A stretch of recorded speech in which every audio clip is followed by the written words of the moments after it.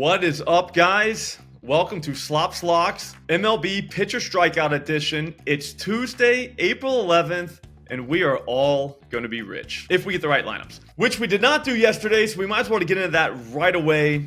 Sandy Alcantara was the only pitcher that faced the lineup that I deemed worthy of strikeout, and it didn't work. I mean, the guy got shelled. I think he gave up like 5 runs in like the third inning or something. Like, he was kind of cruising, like a little bit, but yeah, he was not after a while. He ended it with 4, so we didn't get the 6.5 that we needed, so that stunk. But then the other 2 pitchers that we took, I don't even remember who they were. I think it was Steven Matz against the Rockies. He only had like a couple guys in the lineup.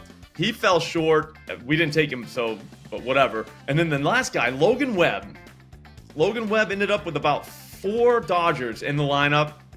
I gotta be honest with you, it was a remarkable performance by him. I gave him a 0% chance of striking out 6 Dodgers. He did strike out 6 Dodgers, even though he didn't have enough guys in the lineup to, warrant a play. You kamikaze guys that did take him, I saw you guys on Twitter. Hats off to you guys. That was awesome. I can't believe he did it. I fell asleep, but I heard he did it on the last batter, which is even better. There's nothing better than your guy cashing on his last pitch. Like, that's kind of what we aim for around here. So hats off to you guys for that. But one thing did happen, though. One thing kind of saved the day yesterday, and it was a mistake on my part. So I'll take the blame, but also, too, I want the credit. I was scrolling through Twitter yesterday, and I saw the Cincinnati Reds put out a lineup. And I looked at the names on the lineup, and I thought, wow, like, this lineup sucks. These guys are going to strike out a lot. And I thought to myself, why? Like, who's pitching against them, and why aren't we betting on him? Because this is exactly what we're looking for. So I looked in, I opened up my phone, I went to FanDuel, I found it was Bryce Elder, and I realized, like, wow, like, this is a play. So I wrote an article, for everybody, hats off to me. It was the greatest play of all time. We all knew it as soon as we put the bet in.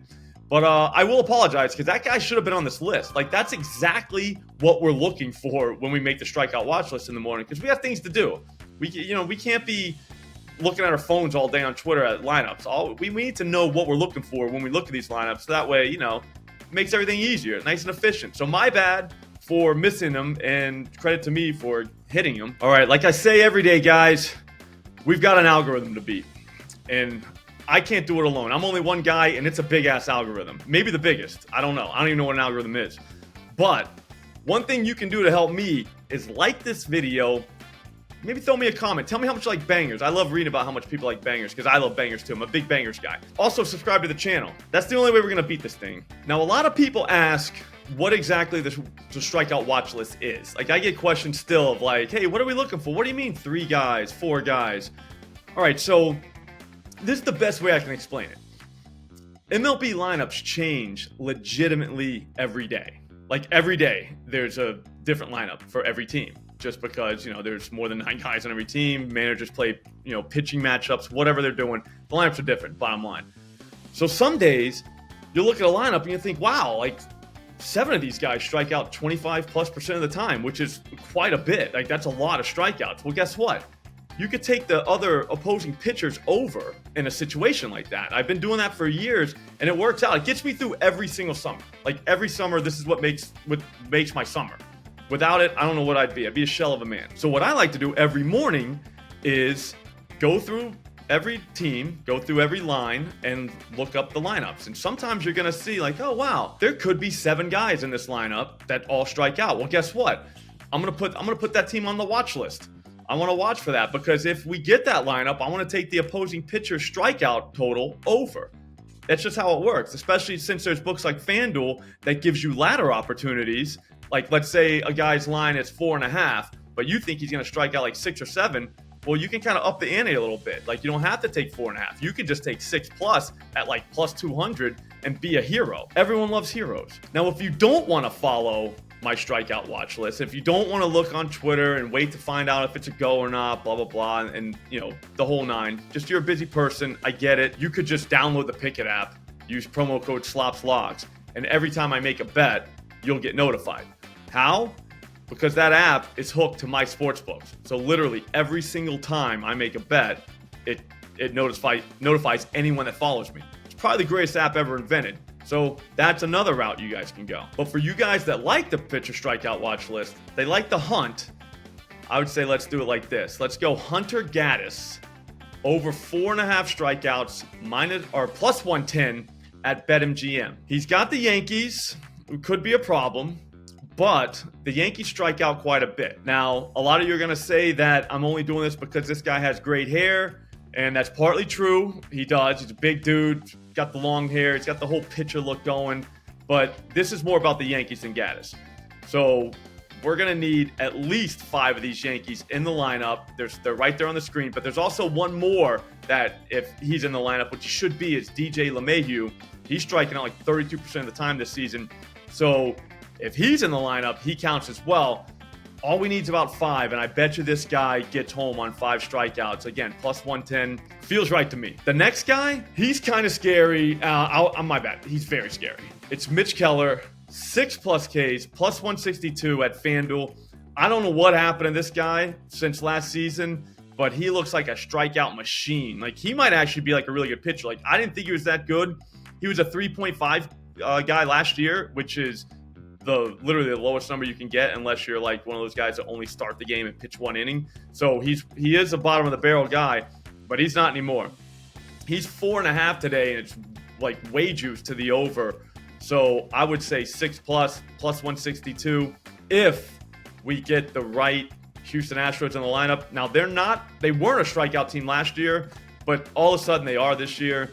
There's 5 right there on the screen that if they show up in the lineup, those guys could strike out literally every single time they come up to bat. Especially Corey Julks. Like, he's at 28%, but I don't know. It feels like he strikes out more than that. So I get excited when he comes up to the plate. But also, too, there's one other guy that didn't make the graphic, Chas McCormick, who's right at the 27% mark. If he's in the lineup, I would count him as a strikeout guy as well. So, again, once we see 5 of these people, this is a full go. I mean, at plus 162, I don't see how we can't. I mean, we almost have to at this point. Finally, the greatest play of all time, Dustin May, 7+ Ks, plus 186 at FanDuel. This is an absolute steal. I have no idea how this book can stay in business doing this. People are saying that Dustin May's breaking stuff moves like a military family. I mean, we're talking all over the map. It's everywhere. He would have struck out more people in his first 2 starts, but those starts were against the Diamondbacks. What do you want him to do? The Diamondbacks really don't strike out that much, and he got 5 of them last time. This time he only needs 2 more. But this time, it's against the Giants. Now, the Giants strike out more than any other team in Major League Baseball. Like, we could have made 2 graphics, and we still might not fit everybody in the graphic. Okay? Besides the 5 guys you see here, Michael Conforto, Jock Peterson, David Villar, Brandon Crawford, Helio Ramos. All those guys too. But guess what? It doesn't even stop there. There's 4 guys that are going to be in this lineup leading off, 1 through 4. They are all 21+% strikeouts. So legitimately, there's going to be 9 guys in this lineup tonight that Dustin May is going to get the pitch against that are 20+% strikeouts. Great. That's horrible. That's like Little League bad. Like, every single person that comes up could literally strike out, no questions asked. At the end of the day, you have to take this. The thing is, I already did take this. I took over 5.5 minus 116, but I only did it because FanDuel would only take like $50 from me on the 7+, and I'm trying to keep 1 unit on every play, so I just went 5.5. But look, you could ladder this guy to the moon.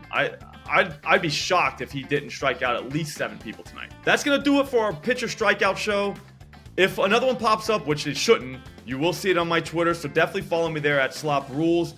I'm going to dive into some NBA. Obviously, NBA playoffs start tonight. The Heat Hawks and the Timberwolves Lakers. 2 games that I don't necessarily love, but again, we're going to bet these things, and to be honest with you, I bet you we find 2 bangers. See you then.